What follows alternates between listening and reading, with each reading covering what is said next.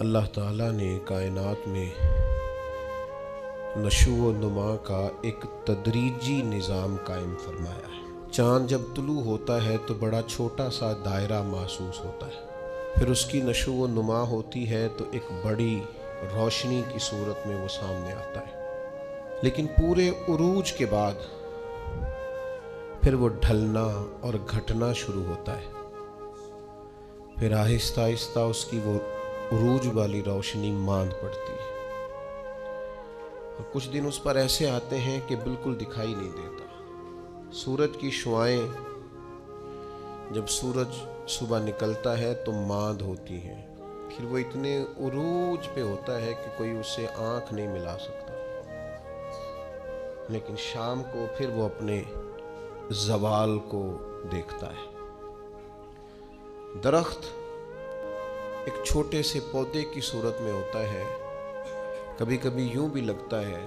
کہ ہو سکتا ہے کہ تیز پانی آئے یا آندھی آئے تو اس کو جڑ سے اکھیڑ دے، لیکن پھر وہ جب پورا جوان ہو جاتا ہے تو پھر بڑے بڑے طوفانوں میں بھی کھڑا رہتا ہے، پھر اس کا بال بھی بانکا نہیں ہوتا، لیکن پھر ایک وقت خزاں کا آتا ہے جب اس کے پتے جھڑتے ہیں، جب پرندے اڑ جاتے ہیں، جب بلبلیں اس پر بیٹھنا چھوڑ دیتی، پھر کوئی کوئل آ کے اسے کوئی گیت نہیں سناتی۔ پت جھڑ کے موسم میں، زوال کے دنوں میں وہ بہت ساری آوازوں اور بہت سارے مہمانوں کو ترستا ہے۔ اللہ تعالیٰ کا حکمت کا نظام ہے، اس نے تدریج کی ہے اس نشو و نما میں۔ بس یہ 2-3 مثالیں دی ہیں، زیادہ بھی دی جا سکتی ہیں۔ اسی طرح اللہ تعالیٰ نے حضرت انسان کو بھی پیدا کیا ہے۔ وہ جوان آدمی جو محنت مزدوری کرتا ہے، دوڑتا ہے، بھاگتا ہے، آتا ہے، جاتا ہے، رزق کماتا ہے تو کئیوں کو پالتا ہے۔ یہ جب بالکل چھوٹا تھا نا تو اسے کھڑا بھی نہیں ہوا جاتا تھا، اس کے والدین انگلی کے سہارے چلاتے تھے۔ آج جو کئیوں کو کھلاتا ہے کما کے اللہ کی توفیق سے،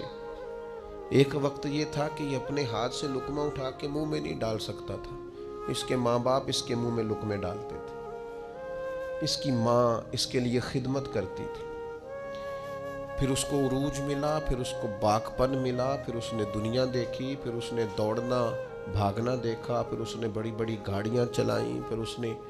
بڑی بڑی ٹرینیں چلائیں، پھر وہ پائلٹ بنا، اور اتنا بڑا جہاز منو ٹنوں کے حساب سے وزن لے کے یہ اللہ نے اس کے قبضے میں دیا، یہ لے کے گیا بھی، یہ لے کے آیا بھی۔ جوانی عروج والی اللہ نے عطا کی، لیکن پھر وقت ڈھلا،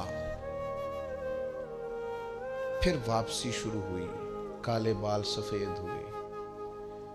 سیدھی کمر ٹیڑھی ہونے لگی، اٹھتے ہوئے گھٹنوں میں درد رہنے لگا۔ یہ اللہ کا تدریجی نظام ہے۔ جوانی کے بعد بڑھاپا آیا، لیکن تکلیف والا معاملہ یہ ہے کہ وہی شخص جس طرح اللہ ماشاءاللہ جوانی میں خود بھول گیا تھا کہ مجھ پر کبھی بچپن بھی تھا، میں کبھی کمزور بھی تھا، هل اتى على الانسان حين من الدهر لم يكن شيئا مذكورا، انسان پر ایک وقت وہ بھی تو گزرا ہے جب یہ کوئی قابل ذکر چیز ہی نہیں تھا، اس کا نام تک نہیں تھا۔ جس طرح جوانی میں یہ بھول جاتا ہے نا مجھ پر بچپن بھی تھا، اسی طرح جب یہ بوڑھا ہوتا ہے تو بعض اوقات بچے بھی بھول جاتے ہیں۔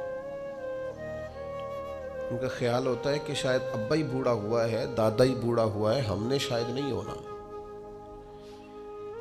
وہ بڑی جلدی بوڑھوں کو سکریپ کا مال بنا دیتے ہیں، ان کے لیے چارپائیاں سٹور روم میں لگ جاتی، ان کو کہا جاتا ہے کہ ابا کو ایسی کس لیے ضرورت نہیں رہی کہ گھٹنوں میں درد ہے، ان کو یہ کہا جاتا ہے کہ چونکہ ان کا سامان ہی مختصر سا ہے لہذا بڑے کمرے کی حاجت ہی نہیں ہے۔ دھیرے دھیرے بزرگوں کے ساتھ لوگوں کا رویہ سخت ہے۔ اللہ تعالیٰ نے والدین کے سارے حقوق بیان کر کے پھر آخر میں فرمایا کہ دعا مانگو، حقوق بھی ادا کرو، بازو بھی کھلے کرو، پیار بھی کرو، خدمت بھی کرو اور دعا بھی کرو۔ کیا دعا کریں؟ فرمایا وَقُلْ رَبِّ ارْحَمْهُمَا، مجھ سے کہو، دعا کرو میری بارگاہ میں، کہو رب ارحمہما، یا اللہ ان دونوں پہ رحم فرما، کما ربیانی صغیرہ، جیسے انہوں نے مجھے بچپن میں پالا تھا، ان کی خدمت کرو اور پھر میرے حضور ان کے لیے التجائیں بھی کرو۔